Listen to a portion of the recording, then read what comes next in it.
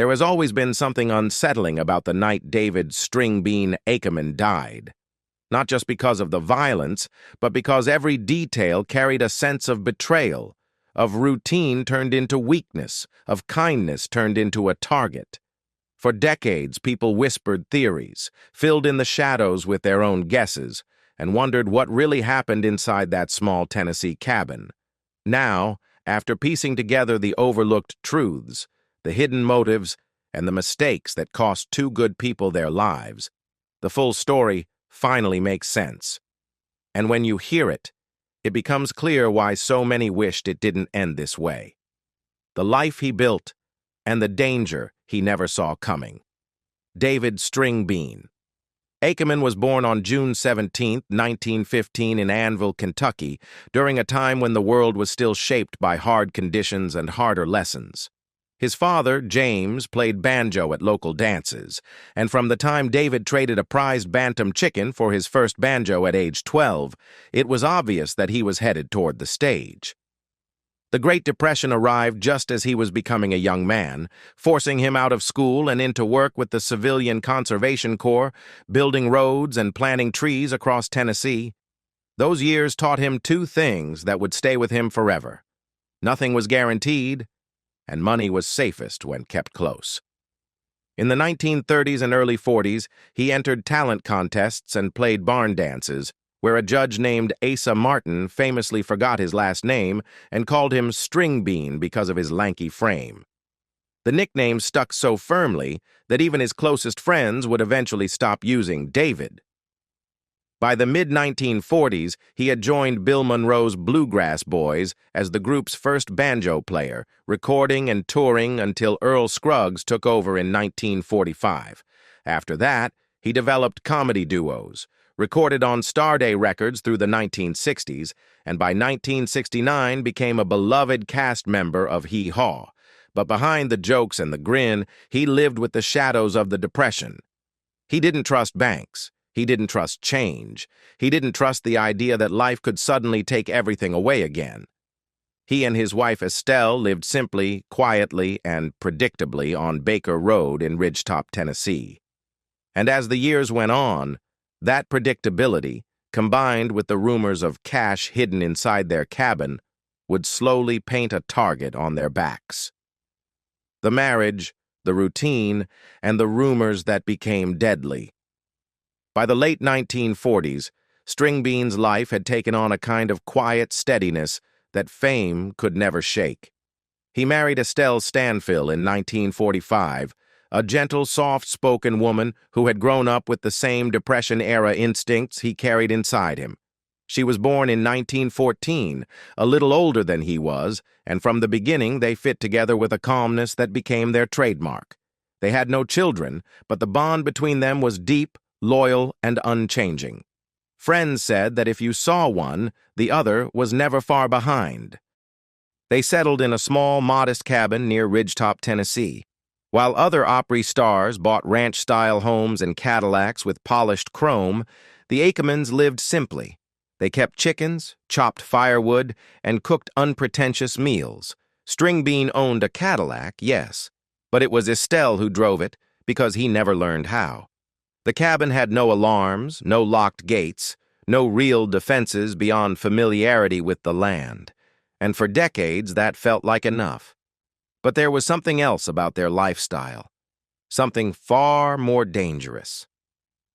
Because of the years he'd spent watching banks collapse during the Great Depression, Stringbean trusted only cash, not savings accounts, not financial institutions, cash. He hid money in envelopes, behind bricks in the fireplace, behind wall panels, under floorboards, even tucked inside his overalls. How much he kept at home, no one knew for certain. But rumors spread. By the early 1970s, it was common talk among locals, musicians, and even backstage workers at the Opry that Stringbean kept thousands hidden in that cabin. The Ackermans' schedule was as predictable as their lifestyle. Every Saturday night, without fail, they drove to Nashville for shows at the Grand Ole Opry. Estelle backstage, Stringbean on stage, 2 performances, then home along the dark, quiet roads leading back to Baker Road. They followed that rhythm for years, never imagining that someone else was paying attention. Someone who knew the routine, knew the whispers, and knew exactly when the couple would be alone in the dark. It would be that combination, predictability, isolation, and the rumors of hidden wealth, that set in motion the tragedy that was waiting for them in November of 1973.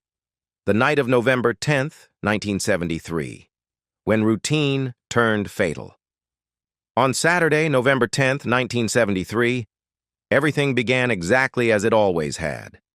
That evening, the Grand Ole Opry lights glowed over Nashville, and Stringbean prepared for 2 shows, the first around 7 p.m., the second after 10 p.m.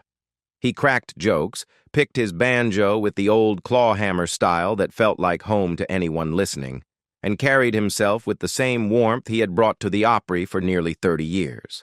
Estelle watched from backstage, organizing his handwritten joke cards and greeting familiar faces with her shy, gentle smile. By all accounts, they were tired but happy when they finished. They left the building hand in hand. No one who said goodbye that night realized it would be the last time they would see the couple alive. While the Ackermans were on stage bringing laughter to thousands, 2 young men, John Brown and his cousin Marvin Douglas Brown, both in their early 20s, had already slipped into the cabin on Baker Road. They had heard the rumors about Stringbean's hidden cash. They believed the house held tens of thousands of dollars. They were impatient, desperate, and using both drugs and alcohol as they tore through drawers, closets, and corners. When they found nothing close to what they expected, they made a decision that turned everything darker. They would wait.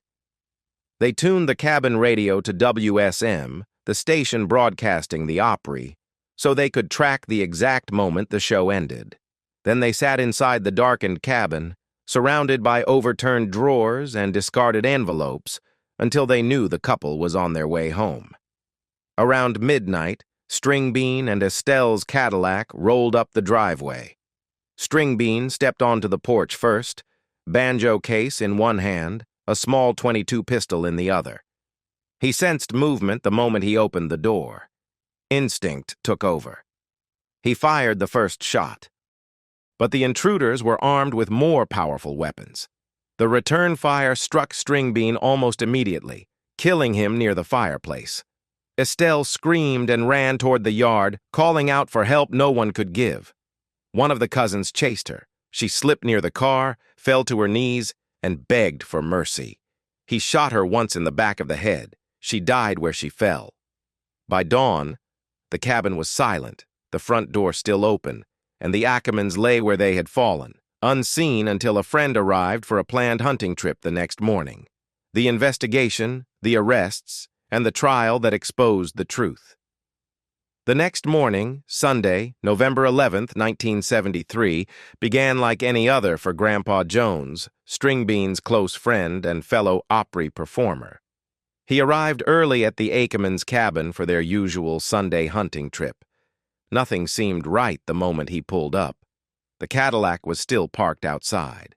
There was no smoke from the chimney, no movement, no greeting. He stepped onto the porch, pushed open the door, and froze.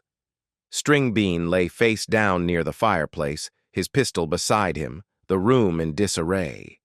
Grandpa Jones ran back outside, and in the grass near the driveway, he found Estelle's body. Within the hour, law enforcement arrived, and what they uncovered was both frustrating and grim. The cabin had been searched in a sloppy, frantic manner. Drawers were emptied, guns were missing, a chainsaw was missing. Checks lay untouched on the floor. But most astonishing of all, thousands of dollars remained hidden in places the killers never thought to check. On Stringbean's body, in Estelle's dress, and behind a brick in the chimney. Investigators quickly turned their attention to local troublemakers. It didn't take long for a break to emerge. Marvin Douglas Brown had a habit of bragging.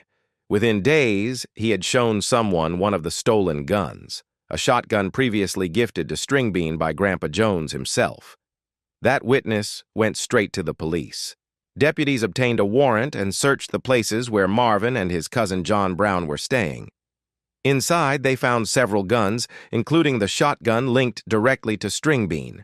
The cousins were arrested almost immediately, each blaming the other even as they admitted being at the cabin.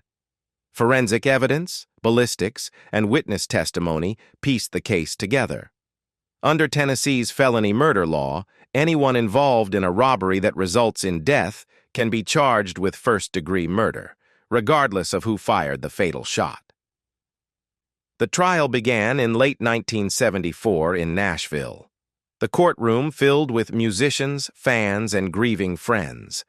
Grandpa Jones testified, recounting the moment he found the bodies and identifying the shotgun he had once given as a gift. By the end of the trial, the jury had no doubts. Both cousins were convicted of first-degree murder and sentenced to 2 consecutive 99-year terms, effectively life behind bars. It should have been the end of the story. But time had one more painful twist to deliver. Aftermath, parole controversy, and the haunting discovery decades later.